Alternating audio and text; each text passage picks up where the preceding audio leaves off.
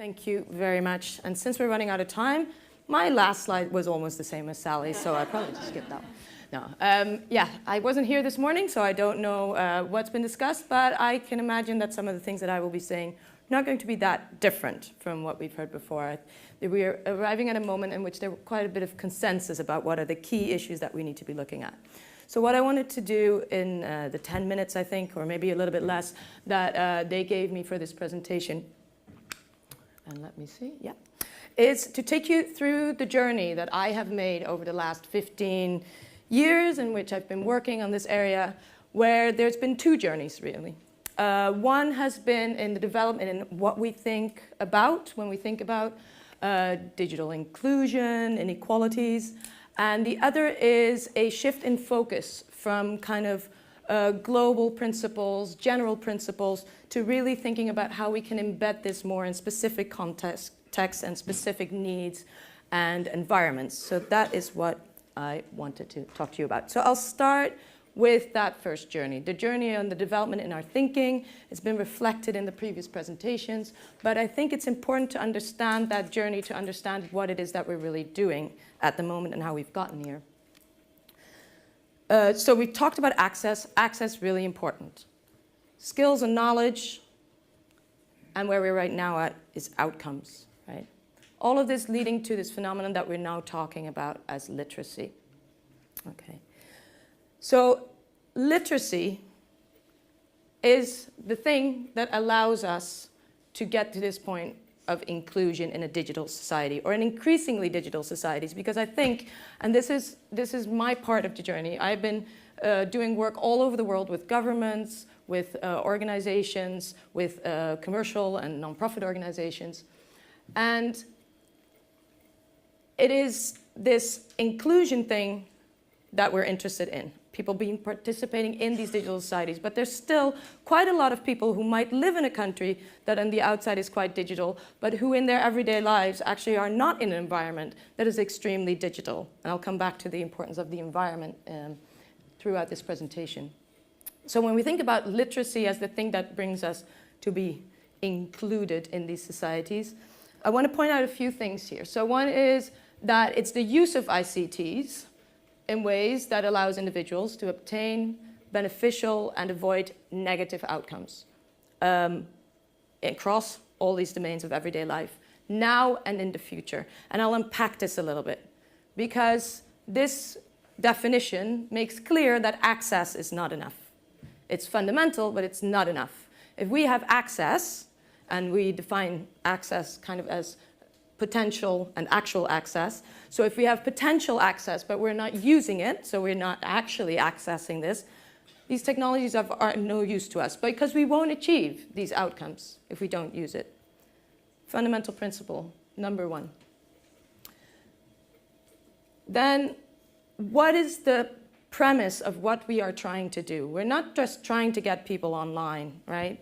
Even though that is the way in which we can achieve these goals of our organizations and government. What we're trying to do is to improve people's lives. So in the end, I talk a lot about accountability. How can we hold our programs, our interventions, our organizations accountable in terms of that we're doing what we're doing? We shouldn't hold them accountable in terms of skills delivery. We shouldn't hold them accountable in terms of how many laptops or iPads or courses they have provided. In the end, where we want to hold people accountable to, or organizations accountable to, is have they achieved these outcomes that are related to the improvement of people's everyday lives. Now, my interest in that sense is in these inequalities, because this literacy and this inclusion is not equally distributed. Yeah. So I am actually not interested in whether an individual is online or not. What I am interested in, and why I think organizations like the Good Things Foundation and all the other wonderful initiatives that you've heard about today, in which space they're working, is to overcome these systematic differences. So in a way, again, talking about accountability, it's not enough to say, I have gotten an individual who did not have the skills or the access online. I have gotten a community of people who were previously disenfranchised online. So you can hear in the way that I talk about it that while the individuals make up these key points of change and social change and equality, they shouldn't be the focus of our accountability and how we measure success. And that is really quite hard, because in the end we work with individuals. Those are the people that we see. So there's kind of a little bit my role in this. When I talk to organizations and governments, I say, I hear all these wonderful stories and anecdotes, but how can you guarantee that these are not the people who were already enthusiastic and maybe without your help, but with the help from their neighbor, would have gotten online anyway and would have gotten that job? You know, they would have gone for it. So I'm a little bit of a devil's advocate often in the work that I do. So it's the kind of multiple factors of that: access, skills, and use, which we've talked about, into these tangible outcomes in everyday life. One of the things that I also want to emphasize, which was on the previous slide, but is kind of underlying this, is that I'm not only interested in beneficial outcomes. I'm not only interested, when I work with these organizations, in seeing whether people are able to get these economic outcomes, like finding a job, getting better employment, saving money, managing their finances, or making connections with other people that they might not have made before, or entertainment, all these kinds of things that build our well-being. For me, a fundamental definition of social digital inequalities and overcoming that through inclusion of marginalized groups is that they are also able to avoid the more negative outcomes, because that is the whole definition of literacy. And sometimes in some of the initiatives that I've been looking at, or in some of the policies that I've seen governments and organizations develop, the second part is a little bit forgotten. Because we are so focused in our enthusiasm on getting people online that we sometimes forget that it's like the real world. There's some things that are not so nice out there, and we need to prepare people for that too. With my other hat on, which is the hat and where I actually look across generations, and I think that is really important because we talk about the future as well, is when we look at young people. First of all, the problem is it's often forgotten in wider society that even though they might have grown up with a lot of people using technologies, they often don't have the skills to use these to achieve these outcomes. And what we there see is the focus sometimes on the other side, that there's a lot of concern about young people using these technologies in negative ways. So we're kind of teaching them all these literacy skills, but we forget that there's a whole group of young people out there who come from very disenfranchised, very disadvantaged backgrounds, who are not even able to take up those benefits, and we're already telling them about all the risks. This is what we see a lot in educational institutions. Okay. So I'll come a little bit to some of the results, since we're running out of time. This is a model that we've developed with DCMS. In case you don't know it, please have a look at it. I'm just pointing out here that all of this is not, again, about individuals. This is about individuals interacting with organizations. And when we look at the barriers, it's not just at the individual level, but it's also at the organizational level. This was mentioned before. And it's really important to understand where in this process of change are the biggest barriers. And the only thing I'll say about this slide is that what I've been noticing, especially lately, where people have been focusing more on outcomes, is that people have their outcomes clear. They kind of know what the needs are of the people that they work with. But what we see is that they are not linking those really clearly with those intermediate outcomes. So they know that people, have a hard time finding a job, but they don't actually really know what types of skills are needed. Yeah? Beyond teaching a person how to upload a CV, there's a whole range of skills to actually get a good job that are needed. The other thing that I've noticed, so there's a bit of a problem in linking these outcomes to these intermediate outcomes. The other problem that I've noticed is that often while the organizations and the policies know what these outcomes and these principles are, the funding is not in place. So people know we need to teach them actually kind of these softer social skills so that they can interact and engage in that way. And the funding, bulk of the funding is for infrastructure and access, right? So this is really, as was said before, really quite complicated. So now I'm going to go swiftly through talking about a few of the project as the case studies that I've been working with, from going from global to local, where I hope this will become clear.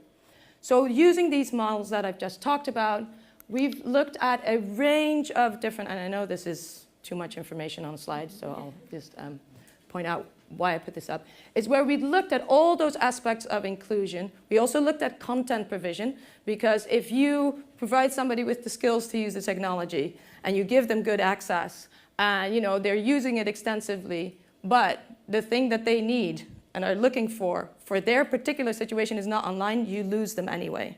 So we've looked at how many organizations through policies, what was published, have done this. This is now 2014, so it's changed a little bit. But one of the things that we've noticed is that actually that part of the content provision is often not taken into account, which causes a lot of frustration, because somebody goes through a course and they've been taught, like you can connect and set up a network, but actually it turns out that nobody who is like you is on any of these networks, and we drop out when we get home. We see that skills provision, often there's a really big emphasis on technical skills.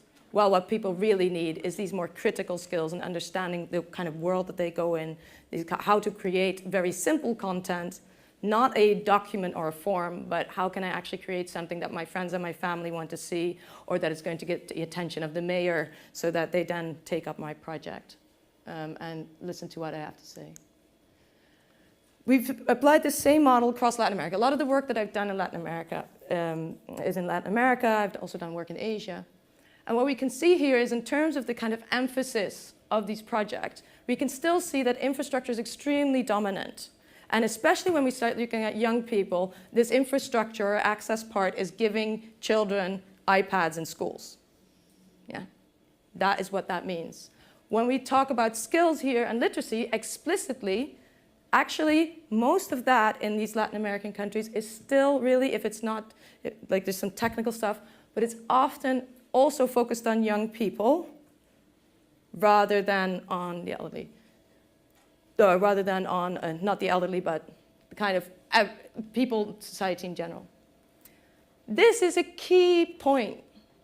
We've all talked about how important it is that people understand, that they're aware, that they don't have just technical knowledge of what the internet is, but that they really are motivated to use it in a way that is relevant to them and to their everyday lives. That is very rarely explicitly stated as part of it. Even though all the organizations that I've talked about know how important it is very rarely part of the design on how you're going to make sure that this happens, And people on the ground are left to figure that one out for themselves. And in Latin America, the picture in Europe, slightly different, but not that much, actually, if you look at what explicitly they're trying to do. And content and services for specific groups looks a little bit better, but that's also because there's a lot more groups and a lot more range on that scale. But one of the things that we see is that this is often for disabled people, and it goes in terms of accessibility, health information. Well, if you're a disabled person, might be very important, but there's a lot of other things that might be relevant to you that's often not online. A lot of it is content provision or platforms for the elderly. If you are between 25 and 50, was it? Yeah, okay. We now know that after 50 you're older, right?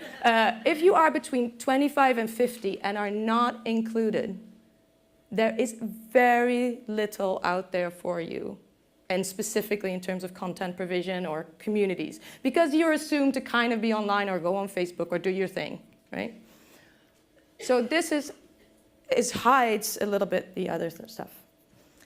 So where has that taken us in this project? Because one of the things that we're noticing, as you can see, I've been talking about kind of individual skills and access and things like that. And we were noticing in these projects that we've developed, where we look very detailed and a very local level at how this works at the community level, is that we find some communities that have quite high access levels and skill levels, but where people are still not using the technology, or where they have very poor access, but actually engage quite extensively considering the circumstances. So we're thinking about, okay, so it's not about the individual per se. There has to be something about that level. So we've been doing in these projects in Sao Paulo. Actually, Sydney is going to be part of this. Shanghai, LA, London, we're trying to set it up, Santiago. These are all cities. So Sao Paulo has about as many residents as Australia. There's lots of links here in a much smaller space, right? Okay, so these are house prices. And this is the speed of connections. Yeah? Now, you can use one to predict the other, basically.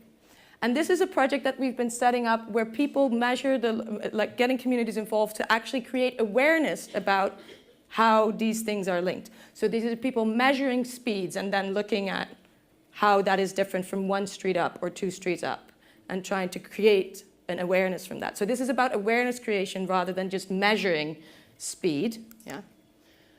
In LA, another very big city, very segregated, a lot of inequality there. We can see that, so this is whether people use the internet, and this is how you can play around with it, how kind of educated they are. And one of the things that we noticed was there's this area, I don't know if anybody knows anything about LA, but it has a part called Skid Row, where 17,000 homeless people live, right next to the city center. And this is people living in tents and people who are, haven't had a formal residence for a very long time. So that's basically the area right there. So it's next to a poor area, and it's kind of wedged in between these richer areas. So there was something interesting going on there, because there was relatively high internet use within that area. We knew that. But we knew nothing else. We knew nothing about what that meant in terms of what they did with the technology or what the outcomes were. And why is that important? Because the government had decided, or the government in a multi-partner, kind of commercial government partnership, is that they were going to roll out free Wi-Fi all over Skid Row. Yeah. And we were asking them, why? What do you expect that's going to do? Not to be cynical, but you must be expecting some good from it, otherwise you wouldn't do it. And they said, we have no idea. And like, okay. Sounds nice, right? It sounds good. It's a good thing to do.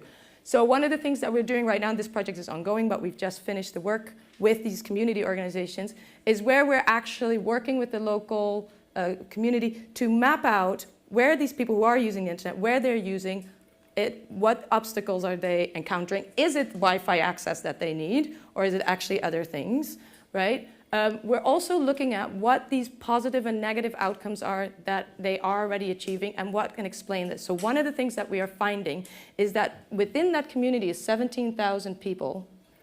The people who are marginalized or vulnerable within that have a really big problem, because we see that when they get connected, these kind of negative characteristics, exploitation, abuse, all these kinds of things, with more connectivity, they actually become more vulnerable to some of these practices, because all of a sudden somebody can follow you wherever you are if you're connected all the time with your phone.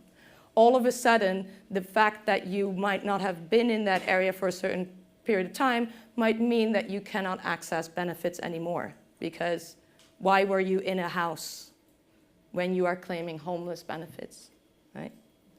So we have been working there very locally with the community. And these are things that are not, you don't get from an individual, but you get from looking at that community. We have the same data for the UK, but very little has been done with it at that level. But I just wanted to make sure that everybody knew that that was available and finished, because we're running over time. So Sally, same slide, basically. So one size does not fit all. I think that's a very important conclusion. But for me, the most important thing is that none of these projects are going to be sustainable unless we know what we're doing it for. And we're not doing it for the digital skills. We're not doing it to give people access. We're doing it to improve their lives. So if we want to hold people accountable, that's what we need to design our programs around. We need to understand those journeys and how they lead, specifically. We need to have that, because one size does not fit all, for very clear target groups, and understand the diversity within the people that we're working with. Even if you work in an organization with the elderly, there's a very big difference between an elderly person with maybe some university education and somebody who doesn't. Or a person with, from an ethnic minority who lives in a neighborhood that is very well off, and where there's a lot of people who are not like them, in the sense if they have a combined set of disadvantages. Right? So we need to understand that. We need to therefore accommodate these complex individual needs, but we need to keep in mind that kind of environment that they're going back into after they've left our organization or after they've left the contact that we have, because there's often where sustainability breaks down. They get taught stuff, they learn stuff, they get enthusiastic, they come home, life is as it's always been, they get disappointed and they clock off, right? It's about moving a community rather than the individual. And this is not something I've touched on much, but I think it's come out of your presentations as well, is that we need to, when we design these programs, think about the barriers at the organizational and the community level, as well as the individual level. If we design programs around the individual, then they're likely to fail because people are going back into these broader organizational and community structures that might inhibit their progress. Right, and that was it for me. Thank you.